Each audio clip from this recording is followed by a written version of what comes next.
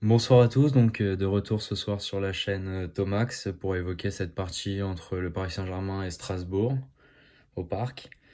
Donc on va évoquer d'abord le 3-5-2 à nouveau mis en place. Ensuite, on va parler de cas précis sur certains joueurs. Puis on va basculer sur Strasbourg et son envie de jouer ce soir.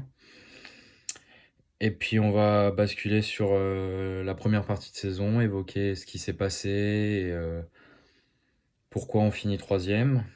Puis ensuite on va parler des tops, des flops et des gestes de la soirée. Donc d'abord, le 3-5-2, on voit qu'en ce moment c'est le dispositif préférentiel de Thomas Tuchel. C'est un dispositif qui, quand il est bien fait et quand il est bien mis en place, est très intéressant. Il amène de la largeur. Donc voilà, ça nous permet en Ligue 1 en tout cas d'avoir des latéraux assez hauts et positionnés comme deux potentiels attaquants en plus. Donc ça peut être intéressant quand les latéraux sont bons. Ce soir en tout cas, je trouve que Pembele et Dagba ont animé leur couloir. Malgré tout, ils ont été présents durant tout le match et ils ont amené du dynamisme. Pas toujours précis, pas toujours inspiré, mais au moins ils ont apporté quelque chose et j'ai trouvé ça plutôt intéressant. Donc voilà. Ensuite, on va parler de Marquinhos. Donc Marquinhos, ce soir, il est en taille patron. Il n'est pas aidé par Thilo Kehrer et son numéro 6 de ce soir, qui était Ander Herrera, qui sont quand même deux joueurs assez catastrophiques. Donc j'espère qu'on va vite trouver, durant le prochain mercato d'hiver, là, on va pouvoir recruter des joueurs pour remplacer ces joueurs-là, en tout cas. Ensuite, donc Bakker, il n'y a pas grand-chose à dire, hein. On l'a pas trop vu, il a fait son match, on va dire. Bakker, pas vraiment grand-chose à dire dessus, quoi.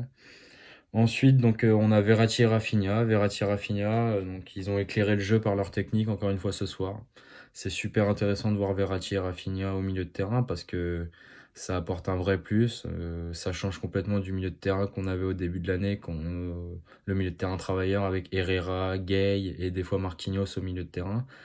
C'était pas du tout la même chose puisque c'est des travailleurs, c'est des joueurs qui sont dans l'ombre et tout ça, et puis qui n'ont pas la qualité technique de Rafinha et Verratti, tout simplement.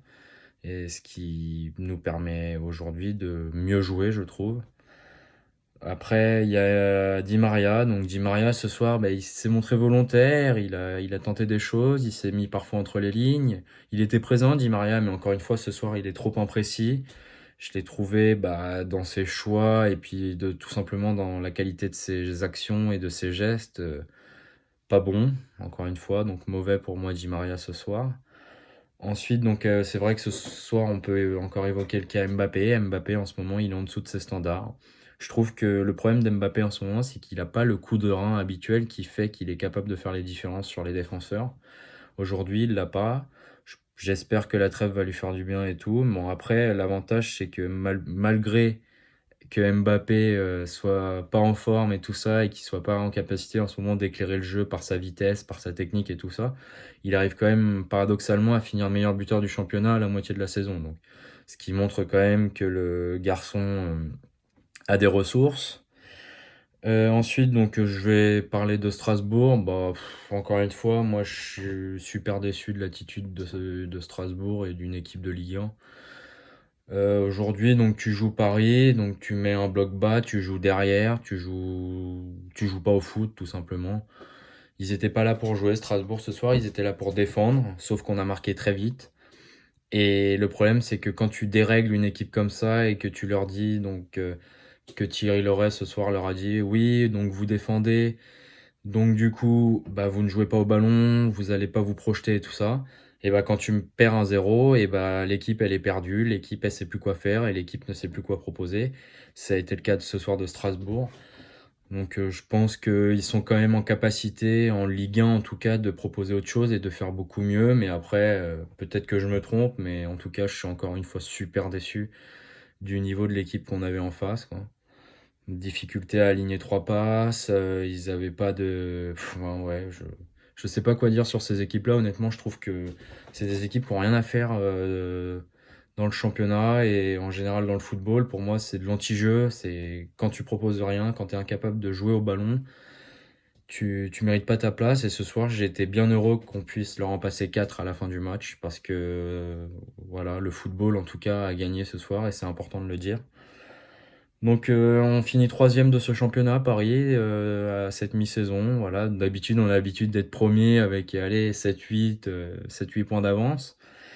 Et là, bah, on est troisième à un point de Lille et Lyon. Bon, on va dire qu'on limite la casse. Cette année, c'est quand même pour l'instant 4 défaites en championnat. Ça fait mal. On n'a pas l'habitude d'avoir autant de défaites au Paris Saint-Germain. Mais c'est une année un peu compliquée. Peut-être une année de transition, je sais pas. Mais c'est une année un peu compliquée. Où physiquement les joueurs sont vraiment vraiment fatigués. Et c'est pas que à Paris. J'ai vu tout à l'heure Rodrigo se claquer avec le Real. Donc il y a vraiment, vraiment de la fatigue pour beaucoup d'équipes et beaucoup de joueurs, surtout les équipes qui jouent l'Europe et qui ont repris très tôt aussi avec le Final 8, qui ont aussi évolué sur la fin de leur saison l'année dernière cet été. Donc c'est assez compliqué, c'est une période assez compliquée et j'espère que les joueurs vont bénéficier de cette trêve, à part en Angleterre bien sûr. Mais voilà, on verra bien ce que ça va donner. Ce qui m'a fait plaisir aussi, c'est de voir à la fin autant de sourires du côté des Parisiens sur le but de Gay. On a vu des joueurs se taquiner, on a vu Mbappé et Le Tellier par exemple sur le banc sourire et avoir la banane et applaudir. Donc ça montre quand même une certaine ambiance et un certain état d'esprit dans cette équipe et ça me fait plaisir. Donc ce soir, bah, les tops du Paris Saint-Germain, bah, je pense que c'est clair, hein. Clairement, il y a eu Marquinhos qui est vraiment le boss et quand il est là, ça change beaucoup de choses et il apporte vraiment de la sérénité et de la qualité à cette défense. Ensuite, bah, Verratti et Rafi au milieu, c'est quand même beaucoup, beaucoup, beaucoup de qualité. C'est vraiment intéressant ce qu'ils arrivent à proposer. Et voilà, pour moi, ça change tout d'avoir ces deux joueurs au milieu de terrain.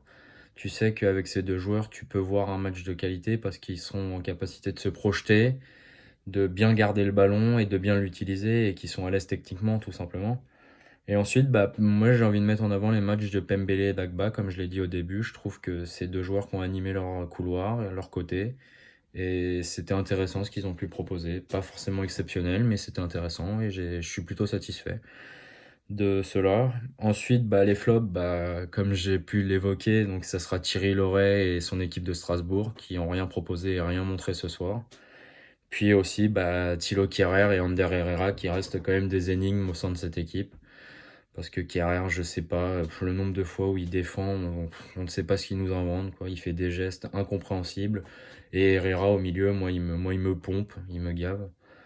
Donc voilà, et puis les gestes de la soirée, donc j'ai d'abord envie de parler du but de Pembele quand même, c'est son premier but au Paris Saint-Germain pour le 468e joueur du PSG. Donc voilà, il a prolongé récemment, donc il a sa confiance au Paris Saint-Germain actuellement, et ça c'est bien, je pense que c'est un joueur prometteur, et j'espère qu'on va le garder et qu'on va pouvoir le faire progresser comme on a pu le faire avec Kimpembe par exemple.